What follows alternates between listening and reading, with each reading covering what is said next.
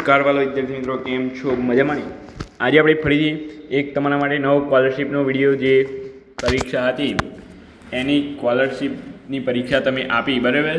તો એનું તમારે મેરિટ ક્યારે આવશે, બરાબર? એટલે કે મેરિટ ક્યારે બહાર પડશે, બરાબર? એ બધી આપણે આજે વાત કરવાના છીએ. 99.99% તમે થંબનેલ જોઈને જ આવ્યા છો. રિઝલ્ટ ક્યારે આવશે, મેરિટ લિસ્ટ ક્યારે બહાર પડશે, બરાબર?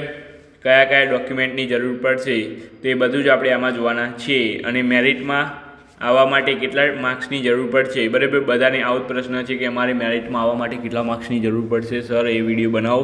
કેટલાય લોકોની કોમેન્ટ હતી કે અમારે મેરિટમાં આવવા માટે કેટલા માર્ક્સની જરૂર પડશે, કેટલા માર્ક્સની જરૂર પડશે. તો ફાઇનલી આજે આપણે એ વિડીયો લઈને આવી ગયા છીએ એ ટોપિક ઉપર. જો વિડીયોમાં નવા હો તો વિડીયોને લાઇક, શેર અને સબસ્ક્રાઈબ કરી લેજો. આ વિડીયો પર આપણે એમ રાખીએ છીએ 100 લાઇકનો, ઓકે? તો જલ્દીથી 100 લાઇક પ્લસ કરાવી દેજો, ઓકે? 100 લાઇક પ્લસ અને 50 સબસ્ક્રાઈબ, બરાબર? 100 લાઇક પ્લસ અને 50 સબસ્ક્રાઈબ આ વિડીયો પરથી. તો જલ્દીથી તમે સબસ્ક્રાઈબ અને લાઇક કરાવી દેજો. તો વિદ્યાર્થી મિત્રો, આજે આપણે વાત કરી લઈએ તો અંદાજિત મારા ખ્યાલથી મેરિટ તમને કહું, બરાબર? કેટલા ટકા મેરિટમાં આવવા માટે કેટલા ટકા જોશે, તો અંદાજિત મારા ખ્યાલથી કહું તો આ વર્ષે તમારે 60+ હશે, બરાબર?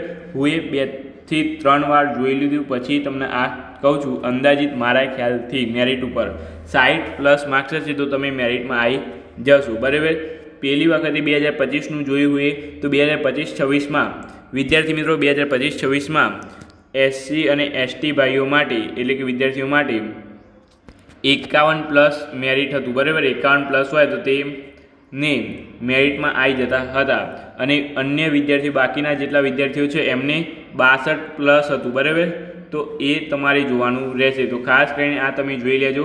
62+ એમનું હતું અને અન્ય વિદ્યાર્થીઓને 62+ હતું, જ્યારે SC અને ST વિદ્યાર્થીઓ માટે 51+ હતું, બરાબર? તો આ તમે જોઈ લેજો. ત્યાર પછી આગળ આપણે વાત કરી લઈએ કયા કયા ડોક્યુમેન્ટ જોઈશે, બરાબર? તો તમારે પહેલાં મારા વાલા વિદ્યાર્થી મિત્રો જાતિનો દાખલો જોશે, બરાબર? જાતિનો દાખલો જોશે. જાતિનો દાખલો હશે, પિતાનો જાતિનો દાખલો ચાલશે, બરાબર? આ પિતાનો નહીં, એ તો આવકનો દાખલો, બરાબર? આવકનો દાખલો પિતાનો જોશે, જાતિનો દાખલો જોશે, પિતાનો આવકનો દાખલો જોશે, આધાર કાર્ડ મોબાઈલ સાથે લિંક હોવું જોઈએ, બરાબર? આ આધાર કાર્ડ એ બેંક સાથે લિંક હોવું જોઈએ, બરાબર? અને મોબાઈલ નંબર અપડેટ થઈ જયેલો હોવો જોઈએ, બરાબર? તો આ તમે બે યાદ રાખજો. જાતિનો દાખલો, આવકનો દાખલો પિતાનો હોવો જોઈએ, બરાબર? 3 નંબર છે તમારે આધાર કાર્ડ બેંક સાથે લિંક કરાવી દેજો, કરાવ્યું ન હોય તો. તથા મોબાઈલ નંબર અપડેટ આધાર કાર્ડમાં હોવો જોઈએ, બરાબર? બેંકનું ખાતું તમારે એક્ટિવ હોવું જોઈએ. બેંકનું ખાતું એક્ટિવ હોવું જોઈએ, એટલે કે ચાલુ હોવું જોઈએ, બરાબર? તો આટલી શરતો તમારે ડોક્યુમેન્ટમાં જોશે અત્યારે. અને આગળ કયા કયા ડોક્યુમેન્ટ જોશે એ તમારે અહીં સરકાર દ્વારા કહેવામાં આવશે, બરાબર? તો એ આપણે જ્યારે લોન્ચ કરવામાં આવશે ત્યારે આપણે એના વિશે અલગથી વિડીયો બનાવીશું. તો જ્ઞાન સાધના સ્કોલરશિપ 2026 માટે હું તમને કહી દઉં કે રિઝલ્ટ અને મેરિટ ક્યાં અને ક્યારે આવશે. તો એક વેબસાઇટ છે જેની લિંક આપણે નીચે મૂકી દીધી છે, બરાબર? તો એના ઉપર તમે આવશે ત્યારે આપણે તમને એ કહી દઈશું, બરાબર?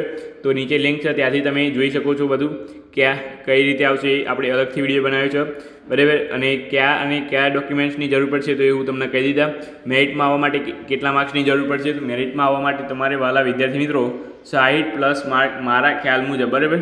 પછી આગળ જે હોય તમને કહેવામાં આવશે, પરંતુ અત્યારે મારા ખ્યાલ મુજબ 60+ જોશે, બરાબર?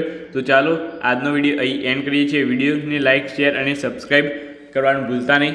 આપણે મને સુનાવડ્યું છે. Thank you so much. Video જોવાનો ખૂબ ખૂબ આભાર.